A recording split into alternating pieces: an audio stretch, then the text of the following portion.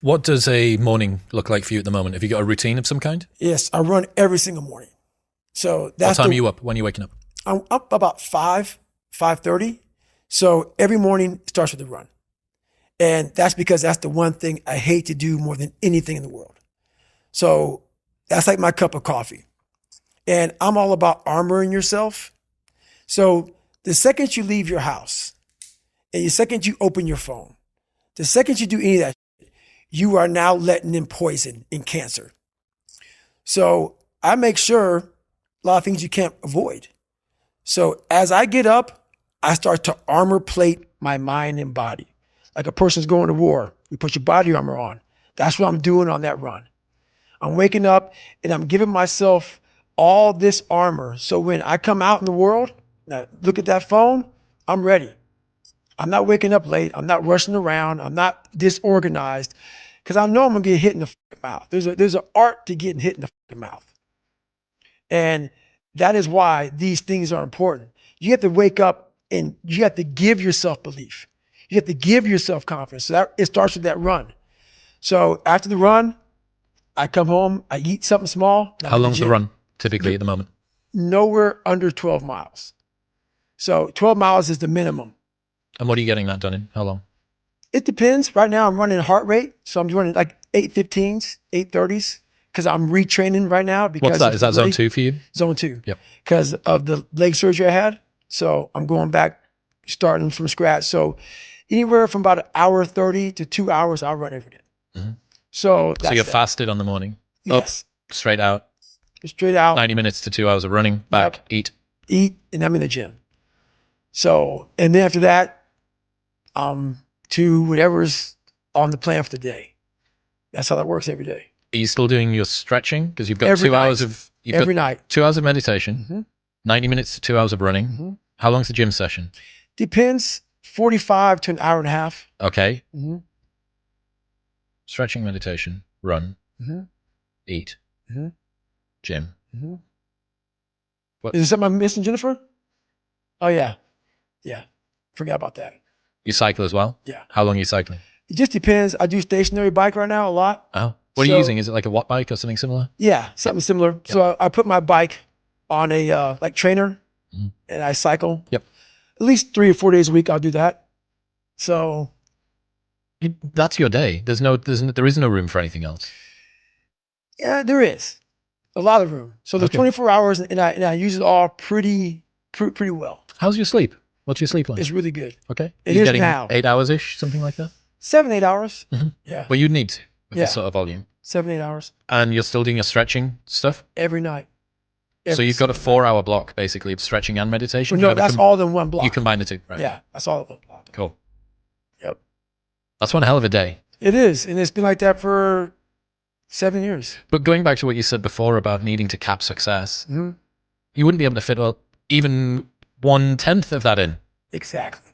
if you were chasing down. Exactly. Yep. That's exactly it. So if all that's fucked up, that's why I got to cap success because I can't put that in. And that's my growth factor. So, that's my human growth factor. You said before about how you build up self-esteem and confidence and stuff. Mhm. And there's this quote from one of my friends, Alex Hormozy, that says, "You don't become confident by shouting affirmations in the mirror, but by having a stack of undeniable proof that you are who you say you are. Outwork your self-doubt." Yes. That's Nailed. nailed. Completely nailed. Yes, because a lot of people will, and some of these motivational people out here, it's the funniest thing in the world to me. They'll go and say, when you wake up in the morning, pound your chest, fucking look at yourself in the mirror and do all this fucking bullshit. I hope it works. What works for me is that everyday resume, the things I know I've accomplished, the things I know I've done, real hard work, the real calluses on my mind, the real calluses on my hands. That's it. You don't need to pound your chest in the mirror fucking anymore if you have that. It seems like, especially with confidence, right, or self-esteem, there's a relationship between confidence and competence. Mhm. So what you're looking to do is try and have what you believe that you can do be ahead of what you can do. Right. Now, you're not looking for it to be delusional. You don't want it to be able to believe that you can do something like fly, right? But you need to have a relationship between the two. But what people are asking for is for their confidence to be so far ahead of their competence that, or without having even been competent at anything in the beginning. And that's just delusion. That's fantasy. Right. Well, I believe that you have to build belief. Belief is like, there's an after school special belief where the mom says, believe in yourself. And that's all great. But there's also a built belief. And the built belief is one where you are constantly, like for me, I came from a bad place. How I build belief is through the daunting tasks I put myself through. So that's proof positive that I can. So it correlates.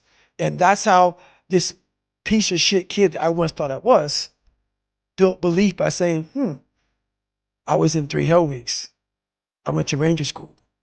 I tried out for Delta Selection. Undeniable stack of proof. That is proof, motherfucker. So whenever you think you can't, confidence comes from the thing that you built.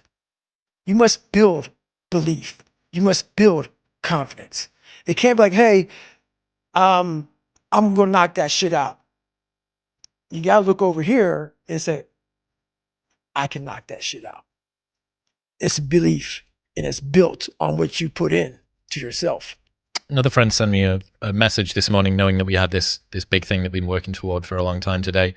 He said, Nietzsche said, I know of no better life purpose than to perish in attempting the great and impossible. The fact that something seems impossible shouldn't be a reason to not pursue it. That's exactly what makes it worth pursuing. Where would the courage and greatness be if success was certain and there was no risk? The only true failure is shrinking away from life's challenges. Nailed that one also. 2 for 2. Nailed that one also, man. Yeah, it's that dealing with laziness and self-doubt thing, I think. And I do wonder how many people use the look in the mirror, pound the chest, stare into your eyes, say your affirmations, don't get the results, and then lose confidence. Well, that's part of it. A lot of it is limited horizons. Limited horizons are like, I use me as an example always. I came from a small town in Indiana where there was a handful of black families. And a lot of people in that town, when you come from a town of 8,000 people, it's like we had a local plant, Great Dane. And you're like, you know what? I want to work at Great Dane and get a house next to my mom. That's what you know. So many of us come from these small places in our mind that we're not willing to think outside of only what we've seen. Our mind works in such a small compartment. And one thing I was able to do was to dream. Many people, but don't make dreams your fucking master. But I was able to dream outside those fucking 4 walls of that small town. And until you're able to really put yourself into that dream, but don't make dreams your master, that's where you truly become what you're destined to become. What do you mean, don't make dreams your master? A lot of people sit back and they dream about being a sports figure, or dream about being a SEAL, or dream about being an astronaut. And all it is a motherfucking dream. They don't put the work behind the dream. That dream has become their fucking master. When you become the master of your fucking dream is when you say, I want to go be a Navy SEAL. And you say, okay, I'm going to lose 106 pounds in less than 3 fucking months. The dream was the one thing I thought about, and the dream was now gone. Now what comes in, the dream goes away, and the fucking laundry list of fucking details and tasks come up. Gotta do this, gotta do this, gotta do this, gotta do this. That's when you become the master of your dream. So a lot of people out there dreaming. Ryan Holiday says, talking about the thing and doing the thing vie for the same resources. Allocate yours appropriately. That's it. That's it. That's the way it works as well. That's the way that the brain works. You can actually get these kicks of dopamine by telling your friends about, I'm going to be a Navy SEAL. I'm going to start my training next week. It's going to be great. I'm going to feel like this. It feels good. It feels good to talk about that shit, man. It actually makes you feel good, makes you feel proud, all that shit. But guess what happens? That alarm clock goes off at 4 a.m. to train. I don't want to be a SEAL today. Or I don't want to be whatever today. I'll start tomorrow. And that's the usual pattern of people's lives. That's why I talk about clearing out the mind.